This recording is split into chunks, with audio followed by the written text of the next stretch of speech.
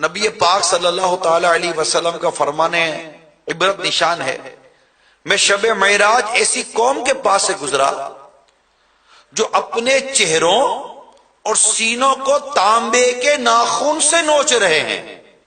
میں نے پوچھا جبرائیل یہ کون لوگ ہیں؟ کہا یہ لوگوں کا گوشت کھاتے یعنی غیبت کرتے تھے۔ اتنی غیبتیں کرتے ہیں، دوستوں میں غیبتیں ہیں، آپس کی غیبتیں ہیں، تو گھر میں غیبتیں ہیں، تو دفتر میں غیبتیں ہیں۔ یہ عموماً چوکوں پر بڑے بوڑھے بوڑھیاں کوئی سب گھر کے اندر بیٹھ کر بھی، عورتیں بھی پڑوسیوں کی جس طرح جو غیبتیں کرتی ہے نا، اس کے گھر کا ماحول اللہ کی پناہ بہت برا ماحول ہے۔ بھئی کیوں بات کر رہا کسی کے گھر کے بارے میں؟ کیوں اس کو بولا کہ وہ جو فلیٹ نمبر فلاں فلاں ہے نا، بھائی اس کے گھر کا ماحول تو بہت خراب ہے۔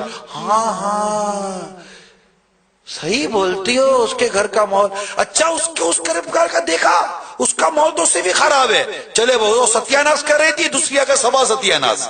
آ گئی بیٹی، کیسی ہو؟ ساس کیسی ہے تیری ساس؟ پہلے ساس کو ٹارگٹ پہ لے گی، اب وہ بھی بھر کر آئی تھی نا، پیٹی میں سامان کم تھا، پیٹ میں غیبت زیادہ تھی۔ ساس ہر وقت منہ پھیلا کر بیٹھی رہتی ہے، میری طبیعت خراب ہوتی ہے تو ساس کہتی ہے بہانے بناتی ہے، صبر کرتی اجر ملتا، غیبت کرے گی گناہ ملے گا، گھر الگ برباد ہوگا۔ بہو ادھر آئیے نا، ادھر ساس کو موقع مل گیا، اللہ جان چھوٹی گئی، ایسی کوئی بلا گھر آ گئی ہے۔ کیوں؟ جب شادی کی تھی تو چاند کا ٹکڑا ہے، ایسی اس کی مطلب تعریفیں کرے گے، بس میرے تو کیا بھاگ جاگے، نصیب جاگے، ایسی بہو آ گئی، اور یہ 4 دن میں بہو بن جاتی ہے۔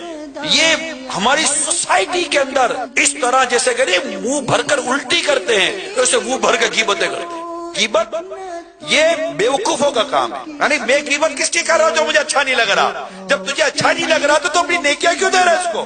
یہ تو بیوقوفی ہے نا۔ اعلان کرو، نہ غیبت کریں گے نہ غیبت سنیں گے۔